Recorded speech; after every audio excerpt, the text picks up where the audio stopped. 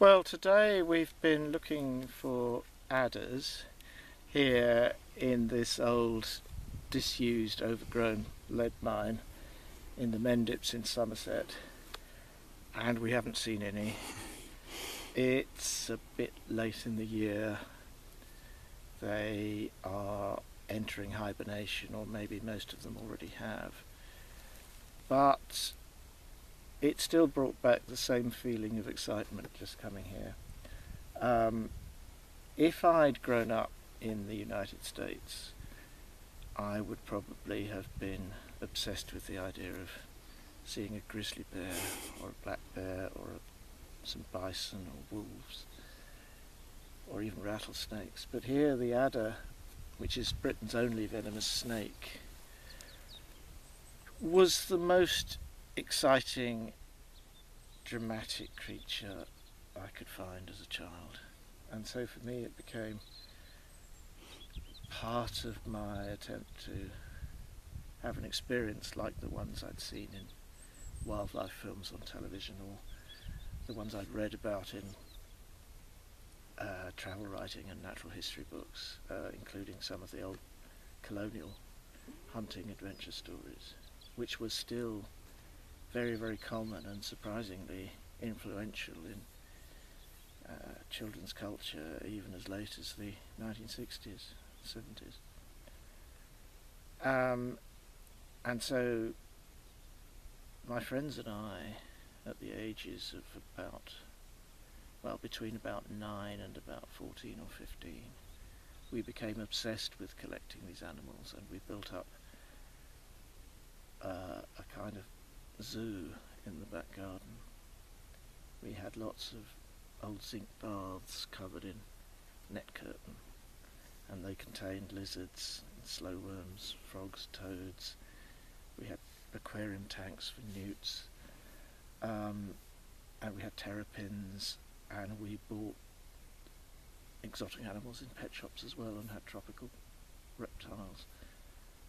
But catching an adder was still the thing we dreamt of doing, the most dramatic thing, the thing that would be the equivalent of having a lion or tiger in the back garden zoo. And I'll read a little piece about our first attempt to catch one.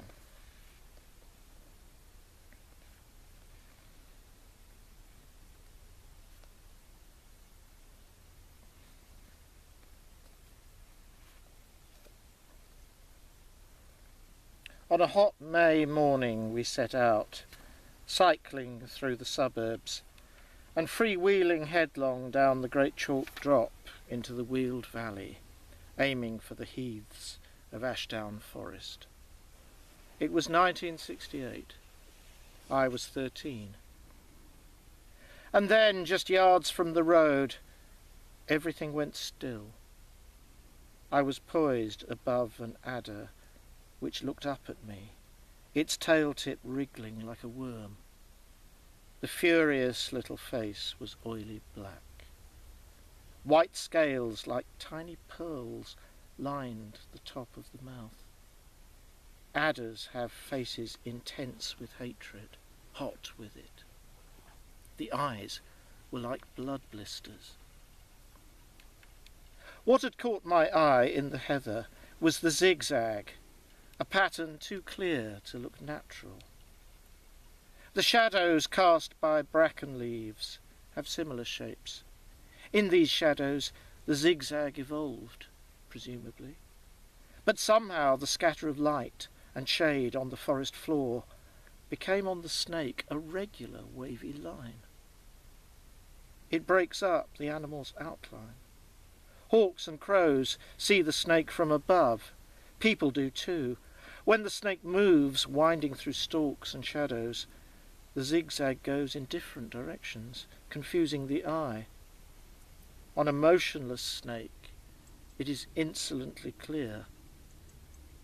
In the heath's debris, the zigzag looks stylized, like a printed or ceramic pattern, a logo or uniform, a badge of power and purpose. When we thought of adders, the other creatures in our zoo seemed weak and flustered. The little biscuit-coloured lizards and soft, gaping frogs. They were low status. An adder was deadly cool. The zigzag is common to all Europe's vipers. It is one of nature's design classics. On some, such as the nose-horned viper of southeastern Europe, the colours seem freshly painted. Chocolate on pale grey, scarlet on pink. A touch might make them smear. The nose-horn comes from a land of white light and black shadows. In comparison, our adder, the adder or northern viper, has muted colours. Females are the assorted browns of dry grass, old bracken, leaf mould and sand. Males are light grey marked in black. Rarely the males are white with black markings, and the females ghostly pink. This viper of northern Europe lives under changing skies. Shadows cross the heath like changes of mood. Browns and purples intensify, then lighten. The adder's colours sink into the background. Then, at the sun's touch, they gleam. Here's one. I kept my voice low. Adrian threw the glove, which fell short in deep heather. I didn't dare move. Grab the tail. I'll try. I dropped to my knees and forward onto my hands. The moss was spongy. A sour smell came up. My thumb felt a thorn, inching until my head was almost over the adder. I raised my right hand, and something touched my left. I looked down and gasped at the huge ginger adder uncoiling beside my hand. Her pale yellow head had an imp's face with copper eyes. The touch I had felt was her nose on my hand. She approached again, black tongue flickering. Her eyes burned. The pupils were black and vertical. In a male adder's dark red eye, the flame is a flare in deep space, far off. His fury has distant origins. The female's lighter eye burns closer, with intimate malice. She paused. The tongue was now fully extended, trembling, its tips thin as hairs. At the root it was pink. A slow hiss started as her body filled and emptied. There was something about the paleness of this head. For a moment it looked like a whole creature, an insect, something wasp-like, or a fat insect revealed by the lifting of a stone.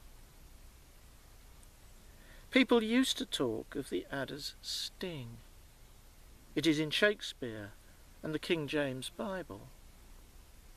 Now we use sting for the lance on the tail of a wasp, or the thorn a bee leaves in the flesh. An adder bites. It has no sting. But the word sting has some visceral effect. Bite is from the biter's viewpoint, but sting suggests the feel of being bitten, the spasm and the pain spreading out. I looked at the adder. Her bite would be like a dentist's needle. But her head turned away. She was gliding into the heather. My fingers grasped the disappearing tail. It felt warm. I pulled her into the open and stood up shakily as she twisted and bucked, hissing loudly. She was heavy. Her tail tip coiled round my finger. She threw her head at me, mouth open. I staggered and swung her away. Her underside was reddish grey. She whip-cracked, wrenching her body. Then the head came towards me again. I stepped back, nearly falling over. "God!" gasped Adrian, coming up behind.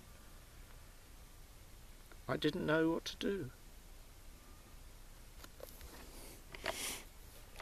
To catch an adder, the first time I actually grasped one with my fingers. Perhaps it's interesting to think about the writing because of course it's an example of a very intensely remembered scene. And I do have a very, very strong memory of it, but nevertheless, of course, I am also, as I write it now, composing it, because I can't remember every detail.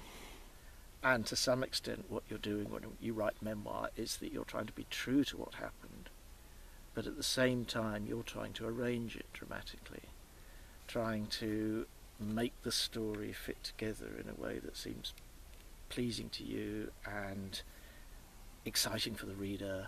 You're trying to surprise the reader. You're trying to make the reader intensely fascinated, intensely gripped by the story. And of course, in doing that, you do quite a lot of shaping. You can't help it, really.